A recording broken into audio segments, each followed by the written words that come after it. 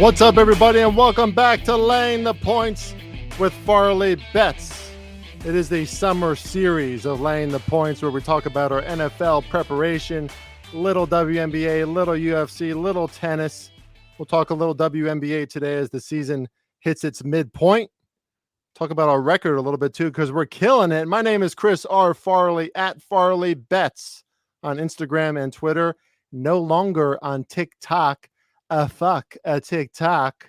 I couldn't stand producing videos on TikTok. Just seems so superficial and cheap and bullshit. So happy to be off of that.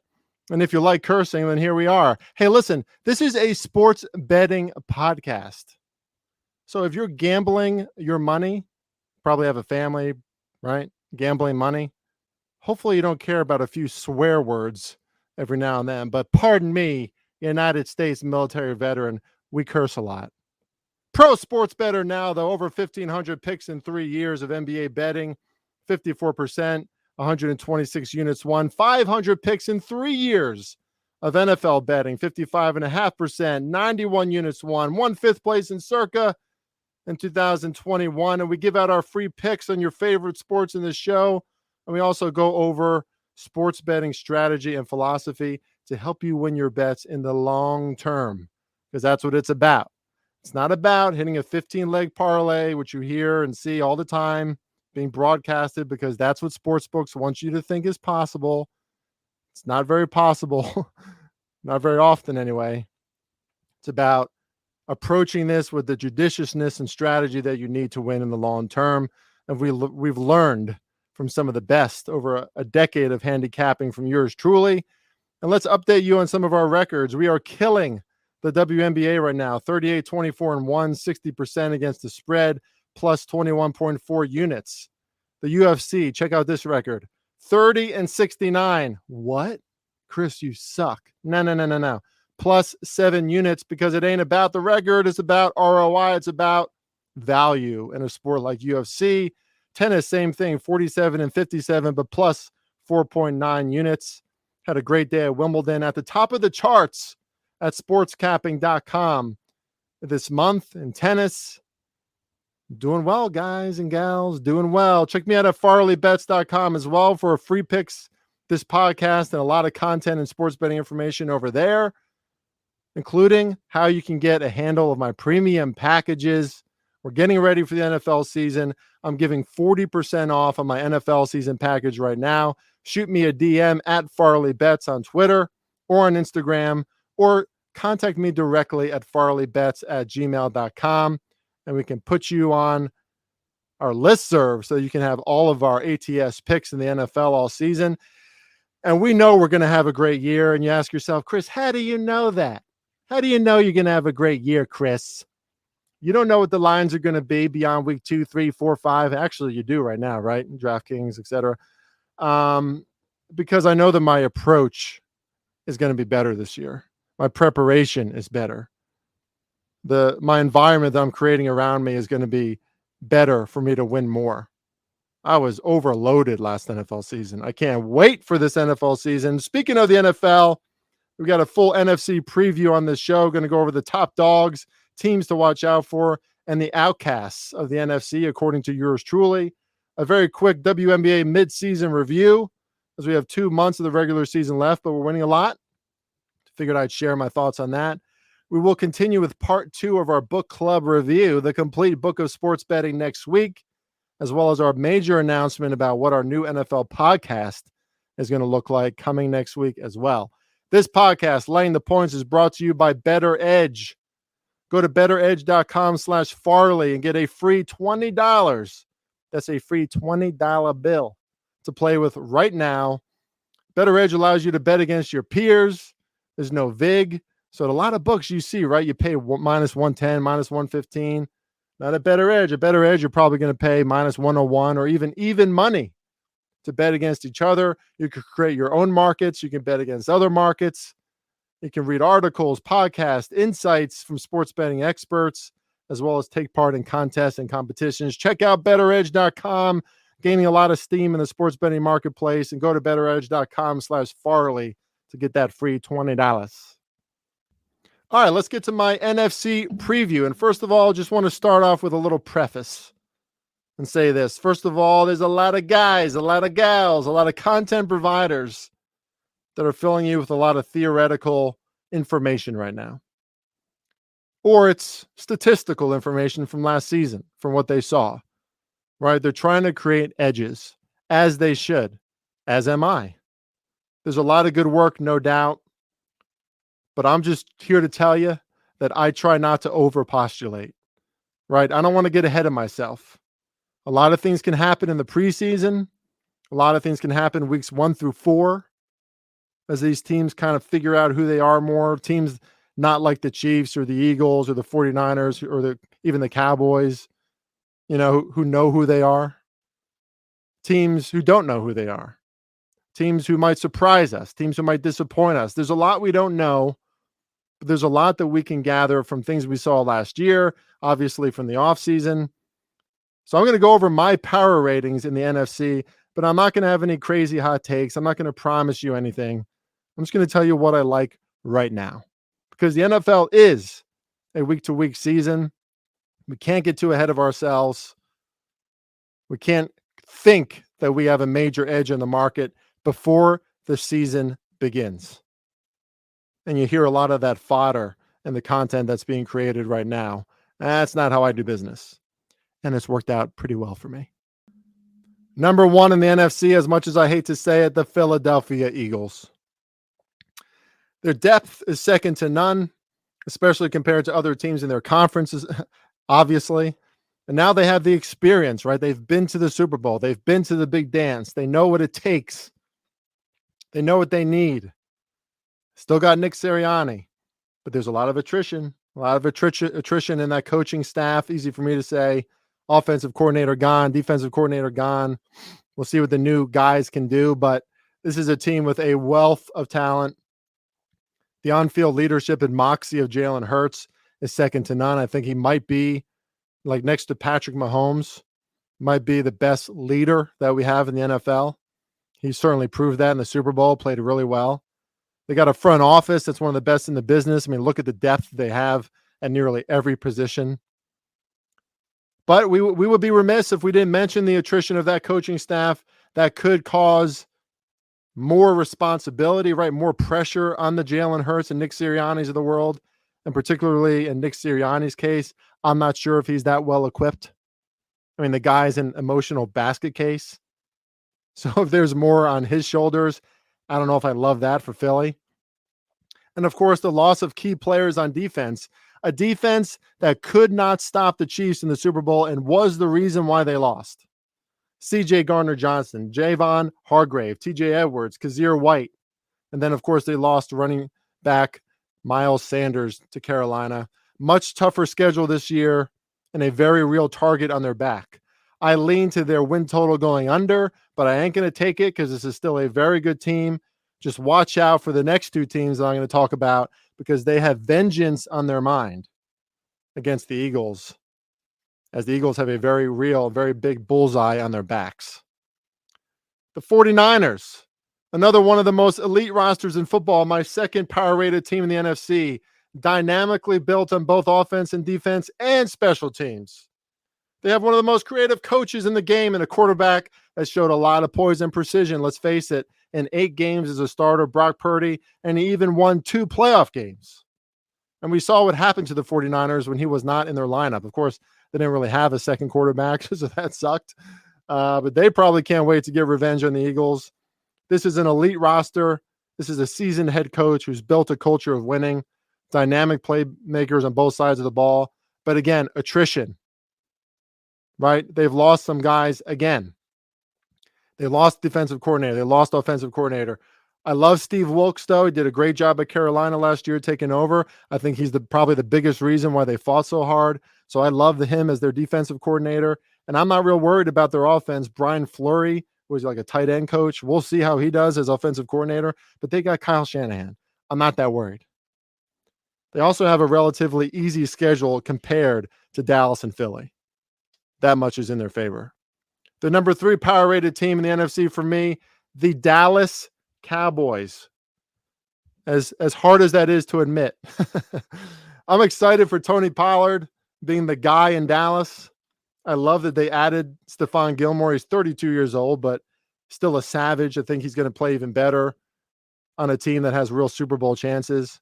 Brandon Cooks, another deep threat for Dak. And yeah, Zeke is gone, but I don't think they need Zeke, right? Most analysts will tell you that he was very average compared to what we saw from Tony Pollard the past 2 seasons. I think Brian Schottenheimer will likely be solid as their new offensive coordinator. Will they miss Kellen Moore? I don't think so. He wasn't very creative. He thought he was more creative than he was, in my opinion. But Mike McCarthy is going to be calling plays, and we'll see how that goes. Big question mark there. Always a question mark when you got big boy Mike McCarthy having an extra role with the team. But this is a guy that won a Super Bowl. The team likes him. He's a player's coach. Dan Quinn and that defense will be ready to go. I was very impressed by their defense in that loss to the 49ers in the divisional round last year of the playoffs. That was a lot of Dak Prescott again, letting down again, 2 interceptions again in the divisional round of the playoffs. But the Cowboys, to me, they feel quieter and more positioned for success this year. There's less turnover on the Cowboys than you see in a lot of these other teams, especially compared to the attrition of Philly and San Francisco and their coaching staffs. I think the Cowboys, who are quietly entering this season, finally, it feels like anyway, might have their best chance with this regime that's been there for a long time, right? An older offensive line, but still very solid. They got talent on both sides of the ball. Their defense is absolutely stacked. Watch out for Dallas to beat Philly probably once in the regular season and be a real threat if they can get deeper into the playoffs. And now from Philly, San Francisco, and Dallas is my biggest dip in power ratings because although I respect and I'm looking forward to seeing what Seattle and Minnesota do this year, I don't think they compare to those 3 teams. But if you compare these 2 rosters, Seattle and Minnesota, very similar, right? QBs that are very good on paper, right? Geno Smith, best accuracy in the NFL last season. Kirk Cousins made some absolutely savage throws last year, pinpoint accuracy in tough situations. You know, it's kind of the Kirk Cousins effect, like meter, right? Like it's kind of like the above average QB that's kind of towing the line always and could really flop sometimes and hasn't made it to the big dance.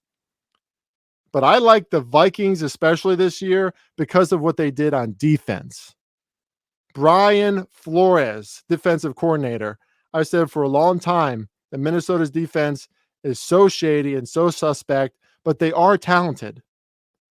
To me, that's coaching, right? They need more substance. They need a culture. They need more discipline. They need consistency. Brian Flores on a revenge tour after being kicked out of Miami, being ancillary on the Steelers as an assistant coach, now gets another shot at defensive coordinator, probably where he should be. I expect better things from this defense, who has reloaded in a lot of ways. Danielle Hunter is still there, and they got better in their secondary. Watch out for Minnesota, and watch out for all this fodder and talk about the Bears and then especially the Lions.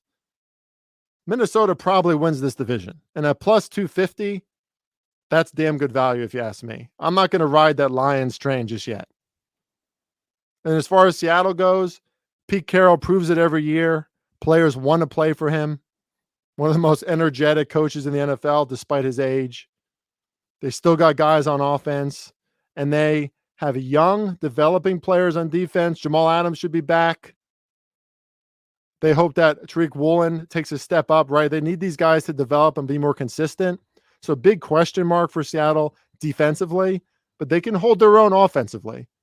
We'll just see how Geno Smith and Seattle does now that they're going to be more of a favorite, right? Teams know who they are more. Seattle was the first half of the season ATS darling last season until they started to kind of fall off, right? Because teams figured them out. They saw film. They weren't as consistent. Now they're starting as 5-point favorites. Last year, they were underdogs against the Broncos and beat them outright. This year, they're favorites at home against 2 years ago Super Bowl champion Los Angeles Rams. And the Rams are +5 or +5.5. I'm probably taking the Rams in that game. That's a little too much for me, and we'll talk more about the Rams later. Other teams to watch out for. This is the next tier, if you will, right? Because those are the fringe elite and elite teams in the NFC, those 5. But now let's talk about teams that I think could really surprise a lot of people. Starting at the top, the New Orleans Saints.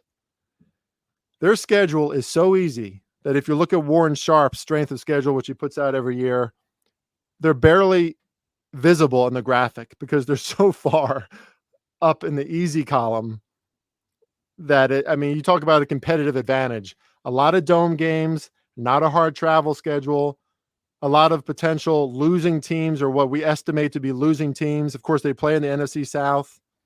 And I think Derek Carr belongs in New Orleans. He's a good old Christian boy.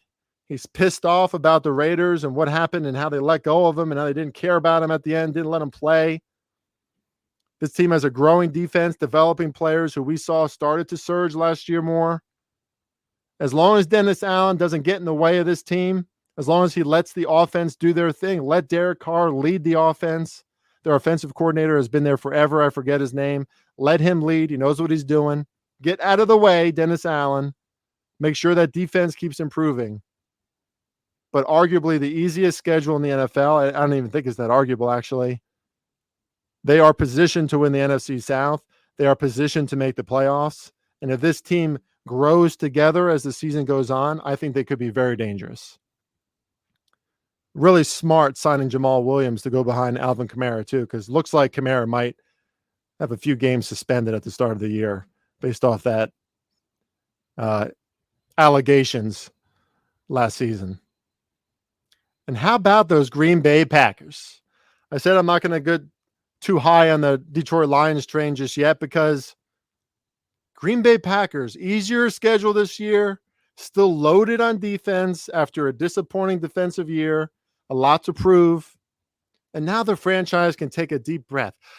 Aaron Rodgers is gone. Thank God. Now this is Matt LaFleur's team. Now the team can be like, hey, this wasn't just Aaron Rodgers' team. We're a good team. I think they're going to have a chip on their shoulder, especially how they lost that last game last year where they could have made the playoffs to the Lions. They still have arguably a top 3 running back duo, fringe top 10 running game last year, which, a lot of that is Aaron Rodgers, right? He plays as sharp as he is with his precision.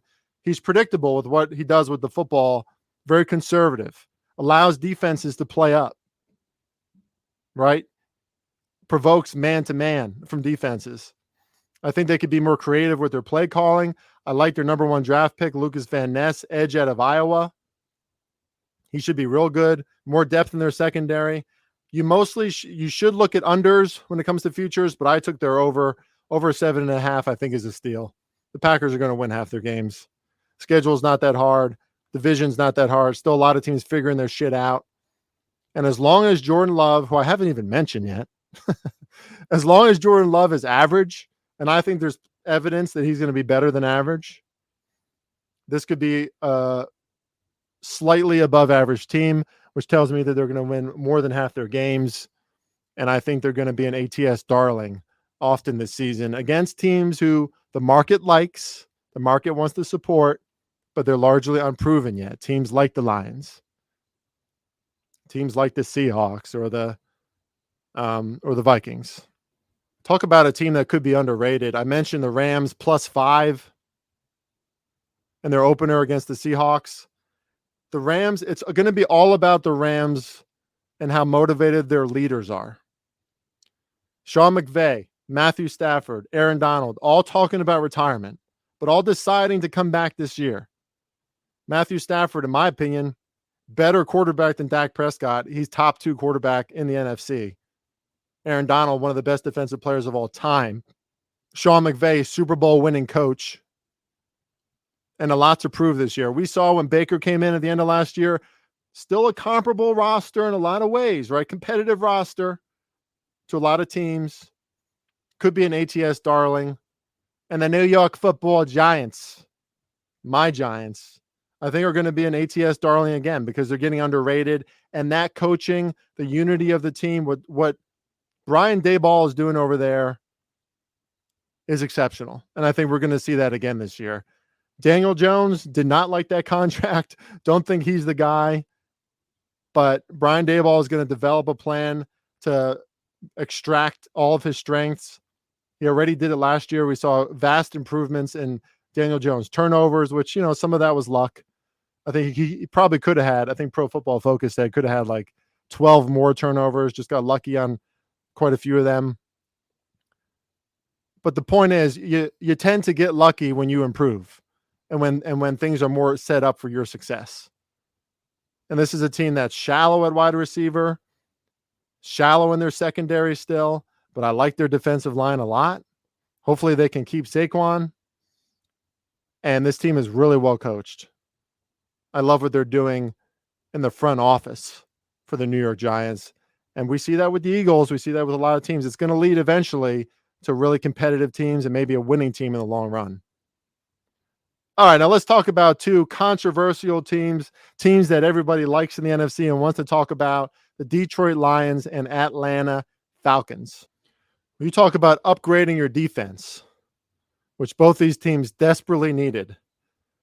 You can't get any better than what the Falcons and Lions did in the offseason. Lions vastly improved their secondary. Cameron Sutton, cornerback. Chauncey Gardner-Johnson, safety. Emmanuel Mosley, cornerback.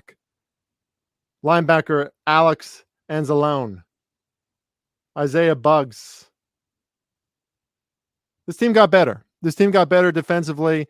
We saw flashes of brilliance from Aiden Hutchinson. And we saw their offense consistently put up big points, right? Now, Jared Goff is still going to do Jared Goff stuff. Like, if it's a tough spot on the road, outside, probably going to flop a little bit, right? Like, we see that from Goff. He's not always consistent, but there's a lot of upside in this offense, a lot of talent. Jahmyr Gibbs from Alabama should be a workhorse for them. I love how they upgraded their defense, but let's see, right? A culture and a historic culture of losing is really tough to turn around. It's tough because you got to change the perceptions entirely of the locker room, the offense, the defense, the front office, the fans. It just has to be a whole new brand, and they're getting there for sure. But they might still be a year away from really making that leap, like into the playoffs, beating teams in the playoffs, beating good teams in the regular season. I think it's going to be a little up and down. Even better this year, probably a playoff team. But I'm not like saving extra bankroll allowance to bet on the Lions this year necessarily. Because if anything, they could be overvalued. The market could overcorrect. And we're kind of seeing that already, right? They're the favorites in the division. I think Minnesota is going to win it. I think Green Bay is going to be very competitive. Forget about Chicago still. Sorry, Chicago. I'll talk about them in a second.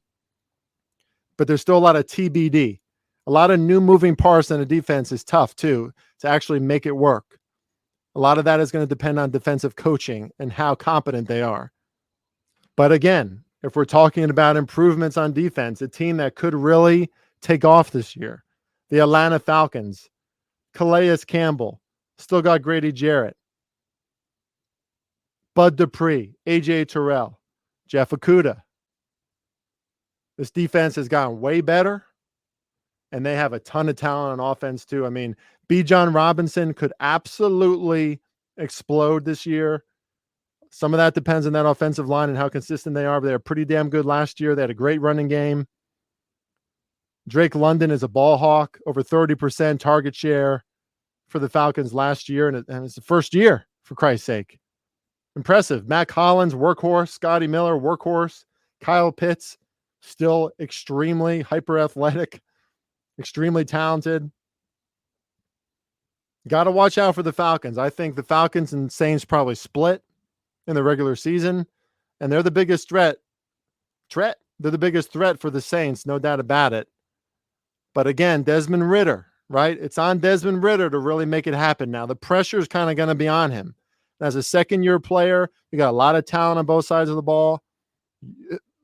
Heavy responsibility for a second-year player. From what I saw from him, again, these quarterbacks are coming in as underdogs, right? Not a lot of expectations. He looked good. Eyes downfield, poise, good movement in the pocket. Now, 50% completion rate in his first game. I forget who that was against. I think against the Saints. Did okay against Tampa Bay, barely 50%. Did well against Baltimore. Did well against Arizona, as he should. I'm not exactly running to the window to bet on the Falcons right now, but I see the potential, and I see some good shit in Desmond Ridder. Now let's talk about the outcasts. Washington, sorry, can't take you seriously yet. Sam Howell, huh? We'll see. The team seems to like him. Listen, Washington is a talented team, offense and defense. Maybe the best defensive line in the NFL talent-wise, especially if Chase Young can get back to who we think he is. But when you have Sam Howell at quarterback, when you have Ron Rivera as your coach who doesn't look that interested half the time, not sure like the grasp that he has in his team.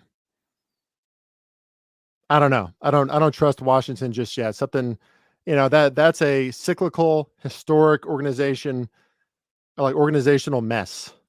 And, Snyder's gone. It's going to be better times for sure for Washington. They're going to have more fans at their games, I'm sure, even solely because Snyder's gone. But I'm not ready to bet on them or anticipate great things from them this year. Arizona, one of the most shallow rosters in the NFL. I don't think Kyler Murray just has the mentals to succeed in football from what I've seen. Very, very selfish player. Not exactly a team guy. Not that coachable from what we see and hear. Carolina, Bryce Young is the question, right? And I think he's going to be a pro. I think he's going to be good. But without Wilkes, who I think was a big part of their success late last season, upsetting good teams, their defense, a big part of that, right? They have a pretty talented defense, but now Wilkes is gone. We'll see what Frank Reich can do. Solid coach. People like him in the NFL, but not a ton of success after the Eagles, right? Crash and burn with the Colts. And not a lot of talent offensively on this team. They got Adam Thielen, who didn't look good for Minnesota last year. DJ Shark, okay. They got Miles Sanders. We'll see. A lot of miles on Miles Sanders over the years there in Philly. Tampa Bay, led by Baker Mayfield. You know how I feel about Baker Mayfield at this point. Or if you don't, I've been saying for 2 years that he's not an NFL quarterback. I think he's proven that at this point. I mean, he's not a starter. Okay. I'll be nice. He's not a starter. I think we're going to see that with Tampa Bay. A lot of old wily vets on Tampa Bay that are really talented, but that are probably looking for a reason to go somewhere else or get a fresh start. And I think when they start losing games, the organization is going to start to crumble, kind of like we saw last year. Chicago, Justin Fields, one of the most exciting players in the NFL, has a lot of work to do in the passing game. Their defense definitely is improving and has improved in the offseason, but I don't like his offensive talent that surrounds him either. They did some work on their offensive line. I hope that works for Chicagoans, but I don't trust them. That's for damn sure. Those are the outcasts. Those 5 teams, I don't expect them to get near the playoffs. Okay, quickly, let's do a WNBA midseason review because we've been winning a lot. And this is how I've been approaching the WNBA. First of all, if you don't know, the Las Vegas Aces and the New York Liberty are by far the best teams. I mean, you can look at their records and you can see that. You can look at their point differential and see that. But they're loaded with talent. Liberty, a lot of the talent is new this year, so you kind of see them stumble sometimes. Vegas barely ever stumbles. But the market does overcorrect on them a little bit, right? Teams like Washington, Connecticut, they can compete. They can compete against Vegas and New York. Look for opportunities for when they're a little overvalued, the Aces and Liberty. The Dream are undervalued sometimes because their offense can be so potent, not from a field goal percentage perspective, but they are aggressive. They get to the rim. They shoot free throws. They know how to put up points. Connecticut, a really well-balanced team, often undervalued in the marketplace as well. Washington too. Washington and Connecticut, full of veterans, tough team, good coaching, well-balanced. Futures on them to dethrone Vegas or New York makes sense for the value that's there, right? Because this is still pro sports, and these teams are going to see each other throughout the season. And the Liberty could overlook a team like Connecticut or Washington. Eastern Conference is way better than the West. The Dallas Wings seem good sometimes, don't seem that good other times. I don't really bet on them much. But teams like Phoenix, Chicago, Minnesota, Indiana, LA, and Seattle, the best I can say with them is look for spots where they're getting so extremely undervalued and they might be in a good spot against a team like Connecticut or Vegas or Washington. You know, maybe you take advantage in that sense, right? But the point to betting the WNBA in general is that this is a immature market with not a lot of bettors in there betting on it. So if you get to the window or to your phone at 8 or 9 o'clock every night, and you have a good handle on the real capability of these teams, like, for example, the Connecticut Sun shouldn't be like 8 or 9 point underdogs to a team like the New York Liberty, in my opinion. It's too much. And we've seen that already, right? You can get great lines early if you look at it 8 or 9 o'clock at night, because they usually don't move in a sharper direction until right before tip off, from what I've noticed. It's a very exposable market. So without getting into too much nuance and detail in the weeds, look for opportunities where Vegas and New York are a little bit overvalued, or look for them when they're coming off a loss to absolutely stomp a team, because that happens for sure. We saw that recently from the Aces. And as far as Washington and Connecticut go, look for where they're undervalued. They're very solid teams. Look for when Atlanta's offense is undervalued, because they can get points up very constantly. That sounds dumb. Very often. And the rest of the teams, you know, you look for spots like Indiana. They're improving. They're feisty. They have a great coach, but hard to bet on them all the time. Seattle, a lot of people think they like really, really, really stink. I think they're slightly below average. So you can take advantage of their line sometimes. Same with Minnesota. But you can't trust Phoenix, Chicago, LA. I put a futures on LA. I thought they were going to be pretty good. Don't trust LA for a second. Ladies and gentlemen, that concludes laying the points at Farley Bets. Follow me at Farley Bets. Go to farleybets.com for a lot of free picks and free content over there, as well as this podcast. Go to Better Edge, betteredge.com/Farley for a free $20. We'll be back next week with a full AFC preview for the upcoming NFL season. Until next time, Farley Bets signing out. Let's win some damn money. Let's fucking go. Bye.